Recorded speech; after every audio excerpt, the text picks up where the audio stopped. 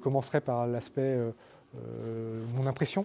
L'impression, c'est que j'avais finalement un plaisir à venir commander cette base, et on va dire que mes attentes ont été même très largement dépassées par toutes les activités, le plaisir d'échanger avec l'ensemble de l'environnement qui entoure la base, le plaisir de mener ces hommes et ces femmes qui répondent aux besoins opérationnels, des missions qui leur sont attribuées, et d'interagir avec tous les acteurs extérieurs. Donc la base de Caso, c'est un outil de combat. C'est comme ça, un aspect opérationnel, un outil de combat qui répond aux missions qui sont attribuées. Nous, on a beaucoup d'actions de formation. Donc dans les chiffres assez caractéristiques, on a 3000 personnes qui passent chaque année pour être formées sur la base de Caso. On est actuellement sur l'emprise qui forme les pompiers, la formation initiale des pompiers, pas que de l'armée de l'air, mais aussi de l'ensemble des armées dans le domaine aéronautique. Et on a par exemple sur ces 3000 personnes déjà 1600 pompiers qui sont formés chaque année ici. Sur ces actions de formation, on forme également dans la survie et le sauvetage, où on a plus de 800 personnes aussi qui sont formées dans ce domaine-là. Ensuite, en matière d'activité opérationnelle, le chiffre à mettre en avant sur les activités opérationnelles, enfin les deux choses à mettre en avant, j'évoquerai notre activité escadron d'hélicoptères, c'est le nombre de missions de sauvetage qui ont été réalisées, ce qu'on appelle de Search and Rescue. On a sur l'année 2023 25 missions qui ont été réalisées, et à ce jour 2024, on est déjà à une dizaine de missions réalisées, donc pour aller sauver principalement en mer des personnes qui sont en difficulté. Donc ça sur l'aspect sauvetage. Un autre événement marquant dans les réalisations opérationnelles à évoquer, c'est le déploiement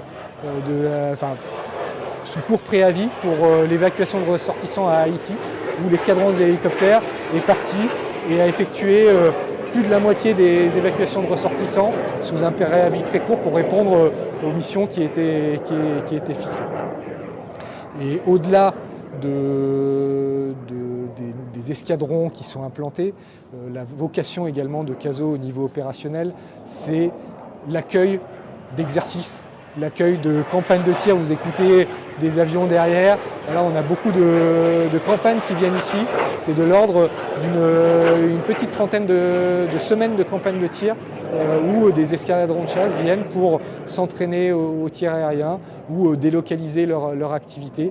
Cette semaine, on a des Rafales qui sont présents, on a 7 Rafales qui sont présents, et on a eu des semaines comme au mois d'avril où on a eu 26 Mirage 2000D qui ont été présents pendant 3 semaines. Donc voilà, une activité très forte, très intense, très diversifiée, avec les Singapouriens aussi qui mènent leur activité, qui augmentent leur activité même sur notre base. Et donc on accompagne cet élan pour répondre à ces missions-là.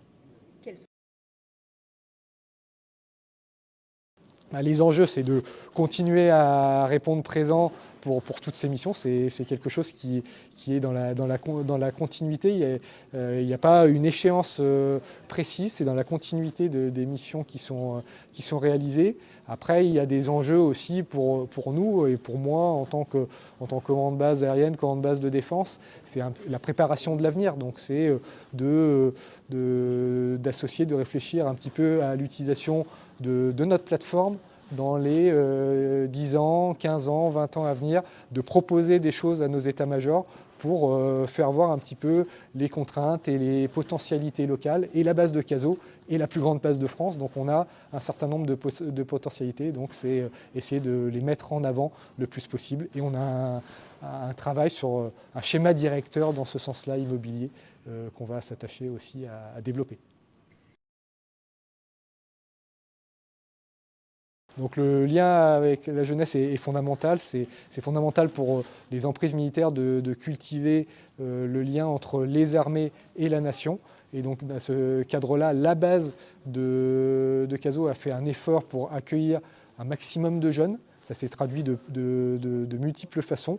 La traduction aujourd'hui, c'est des classes de défense, des partenariats. On a 4 classes de défense que l'on signe aujourd'hui, donc une centaine de jeunes qui sont présents pour visiter notre site. Et c'est pour voilà, développer ces liens. On est passé de 2 à actuellement 10 classes de défense.